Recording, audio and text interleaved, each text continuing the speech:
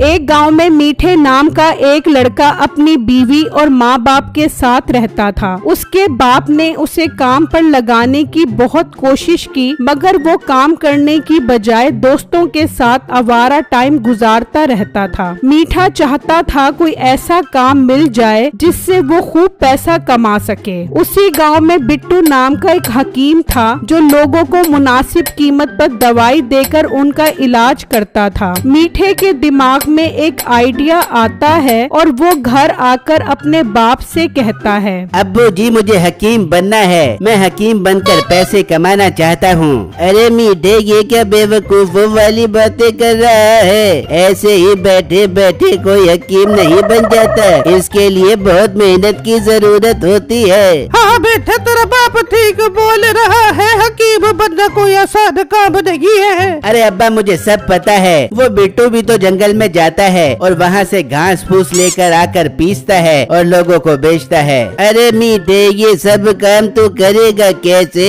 तुझे तो जड़ी बूटियों के बारे में कुछ पता ही नहीं है। अब्बा इसमें कौन सी बड़ी बात है, मैं कुछ दिन बिट्टू के पास दुकान पर बैठ जाऊंगा और उससे काम सीख लूंगा, फिर मैं अपनी दुकान खोलूंगा। ठीक है बेटा जैसे तेरी मर्जी, कम से कम इस महीने घर में थोड़े पैसे तो आएंगे। अगले दिन मीठा बिट्टू की दुकान पर आता है। बिट्टू मेरे भाई क्या कर रहे हो आप? मीठे भाई मैं दवा बना रहा हूँ, क्या आपने कोई इलाज करवाना है? नहीं नहीं बिट्टू मुझे तुमसे ये काम सीखना है, मुझे ये काम सिखा दो। मीठे भाई ये काम इतना आसान नहीं है, इसमें दिमाग मेहनत और वक्त बहुत ज्यादा लगता है। बिट्टू मेरे पास वो सब कुछ है, तुम बस मुझे ये बताओ कि मुझे काम कब सिखाओगे। नहीं मीठे भाई मैं आपको ये नहीं सिखा सकता, आप कोई और काम करो। बिट्टू मैं तब तक यहाँ से नहीं जाऊंगा जब तक तुम मुझे काम नहीं सिखा देते। तो बिट्टू सोच में पड़ जाता है, या अल्लाह ये मीठे भाई को अचानक क्या हो गया है, ये क्या मुसीबत है, अब मैं क्या करूं, इसे काम सिखाना ही पड़ेगा। बिट्टू मेरे भाई क्या सोच रहे हो? ठीक है मीठे भाई आपको अगर काम सीखना है तो जैसे मैं कहूँ वैसे करना होगा। ठीक है बिट्टू। ठीक है मीठे भाई आप ये कुर्सी उठाओ। ठीक है भाई ये कुर्सी उठाओ। अरे मीठे भाई मैं आपसे कह रहा हूँ ये कुर्सी उठाओ और इस पर बैठ जाओ। अरे मैं आपसे कह रहा हूँ ये कुर्सी उठाओ और इस पर बैठ जाओ। बिट्टू दिल ही दिल में सोचने लगता है, ये क्या अजीब पागल आदमी है, ये तो मेरा दिमाग ही खाता रहेगा। बिट्टू मीठे से कहता है, तुम बड़े गधे हो, मैं तुमसे ये काम करने का कह रहा हूँ। तुम बड़े गधे हो, मैं तुमसे क्या कह रहा हूँ? तुम्हें समझ क्यों नहीं आ रहा मैं तुम्हें क्या कह रहा हूँ? तुम्हें समझ नहीं आ रहा मैं क्या कह रहा हूँ? काफी देर बिट्टू जो भी कहता रहा, मीठा उसकी नकल उतारता रहा। बिट्टू तंग आकर कहता है, रहने दो आज के लिए इतना ही काफी है। बिट्टू ये तो काफी आसान था, अब मैं कल आऊँगा।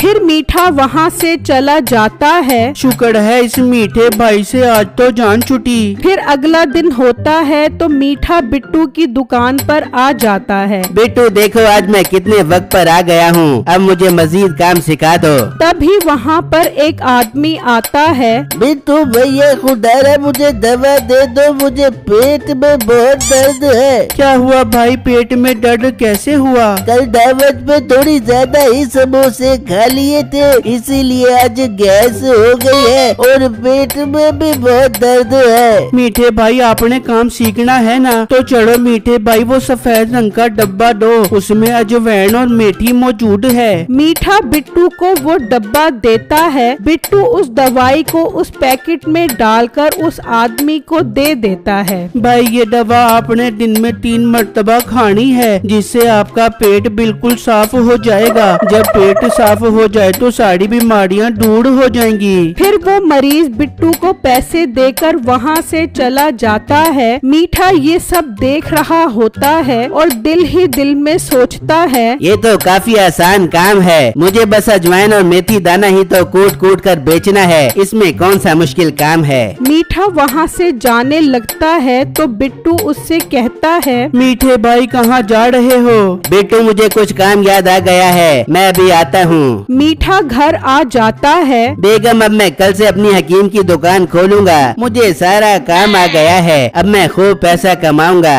और मीठे ऐसे कैसे तूने एक दिन में इतना सारा काम सीख लिया? बेगम बस तू देखती जा, अपने छोटे से दिमाग पर इतना बोझ न डाल। फिर देखते ही देखते मीठा अपनी खुद की हकीम की दुकान खोल लेता है। तभी मीठे की दुकान पर एक आदमी आता है। हकीम साहब, मेरे वालिद साहब का पेट कल से बहुत खराब है, कोई दवा दे दो। ठीक है भाई, आप फिक्र ही ना करें, मैं आपको बहुत अच्छी दवा बना कर दूंगा, जो इस बिट्टू की दवा से भी बहुत अच्छा काम करेगी। फिर मीठा अजवाइन और मेथी दाने की पुड़िया उस आदमी को दे देता है। ये दवा आप अपने अब्बू को दिन में 3 बार देनी है, जब पेट साफ हो जाए तो सारी बीमारियां दूर हो जाएंगी। कितने पैसे हुए? सिर्फ 100 रुपए हुए हैं भाई। फिर वो आदमी पैसे देकर वहाँ से चला जाता है और घर आ जाता है। अब्बा जी, ये दवा आपने खानी है ताकि आपको जल्दी आराम आ जाए।